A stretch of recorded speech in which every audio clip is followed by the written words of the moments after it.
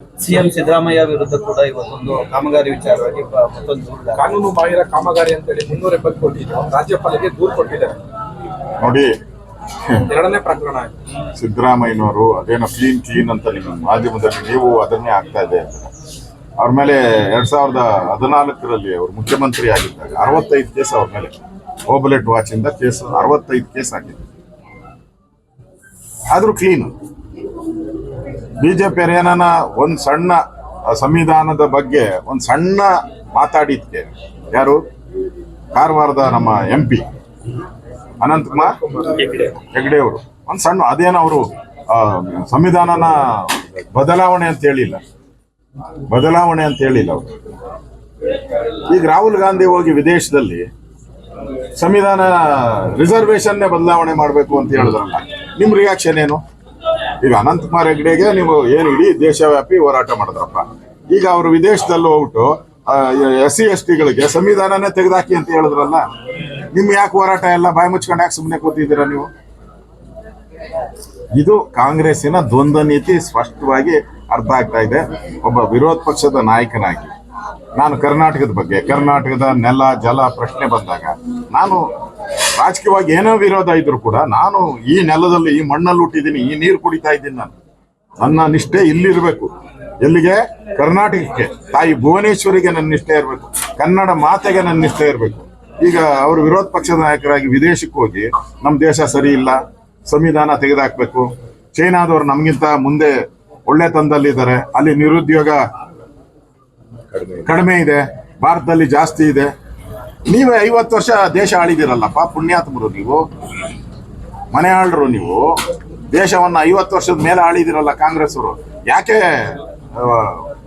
ಮಾಡ್ಲಿ? ಗರೀಬಿ ಹಟಾವು ಅಂತ ಘೋಷಣೆ ಮಾಡಿದ್ರಲ್ಲ, ಏನ್ ಮಾಡಿದ್ರಿ? ಬಡವ್ರನ್ನೆಲ್ಲ ದೂರ ಇಟ್ರಿ ಅಷ್ಟೇ, ಬಡತನನ ತೊಲಗಿಸ್ಲಿಲ್ಲ. ಮತ್ತೆ ನೀವು ಮಾಡಿದ ತಪ್ಪನ್ನ ನರೇಂದ್ರ ಮೋದಿ ಅವರು ಬಂದು 10 ವರ್ಷ ಆಗಿದೆ, ಅವ್ರನ್ನ ಕ್ವಶನ್ ಕೇಳ್ತಾ ಇದ್ದೀರಾ. ನಿರುದ್ಯೋಗ ನೀವಿದ್ದಾಗ ಏನಿತ್ತು? ನೀವಿದ್ದಾಗೂ ನಿರುದ್ಯೋಗದ ಒಂದು ಪರಿಸ್ಥಿತಿ ದೇಶದಲ್ಲಿ ಇತ್ತಲ್ಲ, ಅವಾಗ ಏನ್ ಮಾಡ್ತಾ ಇದ್ರಿ? ಅವಾಗೇನು ಮಣ್ಣು ತಿಂತಾ ಇದ್ರ? ವಿದೇಶದಲ್ಲಿ ಹೋಗಿ ಮಾತಾಡೋದ? ಇಲ್ಲೇ ಮಾತಾಡ್ಬೋದಲ್ಲ, ಈ ದೇಶದಲ್ಲೇ ಮಾತಾಡ್ಬೋದು. ಅದನ್ನ ವಿರೋಧ ಪಕ್ಷದ ನಾಯಕರಾಗಿ ನಿಮ್ಗೆ ಪಾರ್ಲಿಮೆಂಟ್ ಅಲ್ಲಿ ಮಾತಾಡಕ್ಕೆ ಫಸ್ಟ್ ಪ್ರಿಫರೆನ್ಸ್ ನಿಮ್ಗೆ. ಅವ್ರು ಮಾಡೇಬೇಕ್ರಿ. ನಮ್ಮ ಡಾಕ್ಟರ್ ಸುಧಾಕರ್ ಅವ್ರು ಹೇಳಿದ್ರು, ನೆಹರು ಅವರು ಇದ್ದಾಗ ಒಟ್ಟಿಗೆ ಮಾಡ್ತಾ ಇದ್ರು ಚುನಾವಣೆ ಅಂತ.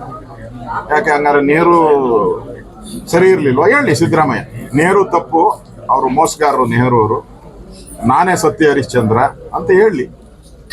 ನೆಹರು ಇದ್ದಾಗ ಒಟ್ಟಿಗೆ ಎಲೆಕ್ಷನ್, ಈಗ ಒಟ್ಟಿಗೆ ಮಾಡಕ್ ಹೋದ್ರೆ ತಪ್ಪು ಅಂತ ಹೇಳ್ತಾರೆ.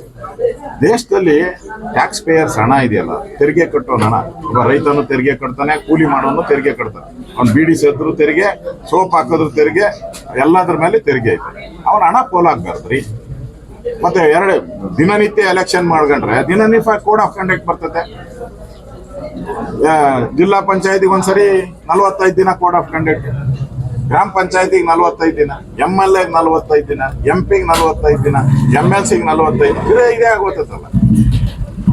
ಅದ್ರ ಬದಲು ದೇಶದ ಒಂದ್ ಎಲೆಕ್ಷನ್, ಒಂದೇ ವೋಟರ್ ಲಿಸ್ಟ್ ಮೇಲೆ ನೀವು ಎಲೆಕ್ಷನ್ ಮಾಡಿದ್ರೆ ಅಷ್ಟು ಅಧಿಕಾರಿಗಳಿಗೆ ನಾವು ದುಡ್ಡು ಕೊಡ್ಬೇಕಲ್ಲ. ಪ್ರತಿ ಎಲೆಕ್ಷನ್ಗೂ ಹೋಗಿ ಅಧಿಕಾರಿಗಳಿಗೆಲ್ಲ ದುಡ್ಡು ಕೊಡ್ಬೇಕಲ್ಲ. ಲಕ್ಷಾಂತರ ಅಧಿಕಾರಿಗಳೇ, ಲಕ್ಷಾಂತರ ಕೋಟಿ, ಸಾವಿರಾರು ಕೋಟಿ ಇಲ್ಲ, ಲಕ್ಷಾಂತರ ಕೋಟಿ, ಅದೆಲ್ಲ ಉಳಿತಾಯ ಆಗ್ತೈತಲ್ಲ, ಅಭಿವೃದ್ಧಿಗಳು ಬಳಸ್ಬೋದಲ್ಲ. ಭಯ ಅವ್ರಿಗೆ. ಯಾಕೆಂದ್ರೆ ಮೋದಿ ಹೆಸರಲ್ಲಿ MLA MP 2 ಒಟ್ಟಿಗೆ ಹೋದ್ರೆ 2 ಗೆದ್ಬಿಡ್ತಾರೆ ಇವರು. ಆ ಭಯಕ್ಕೆ ನುಡುಕ್ತಾ ಇದಾರೆ ಗಡ ಅಂತ ಕಾಂಗ್ರೆಸ್ ಅವರು. ಒನ್ ಎಲೆಕ್ಷನ್ ಒನ್ ನೇಷನ್ ಒಂದ್ ಎಲೆಕ್ಷನ್ ನಾವು ಪೂರ್ಣ ಖಂಡದಿಂದ ಸ್ವಾಗತ ಮಾಡ್ತೀರಿ. ಹಿಂದೆನೂ ಈ ಸಿಸ್ಟಮ್ ಇತ್ತು, ಈಗ ಮತ್ತೆ ಬರಲಿ ಅನ್ನೋ ಒಂದು ಬಯಕೆ ನಮ್ಮೆಲ್ಲರದು ಇದೆ. ನಾವಿರ್ಬೋದು, ಡಾಕ್ಟರ್ ಸುಧಾಕರ್ ಇರ್ಬೋದು, ನಾವು ಸ್ವಾಗತ ಮಾಡ್ತೀವಿ.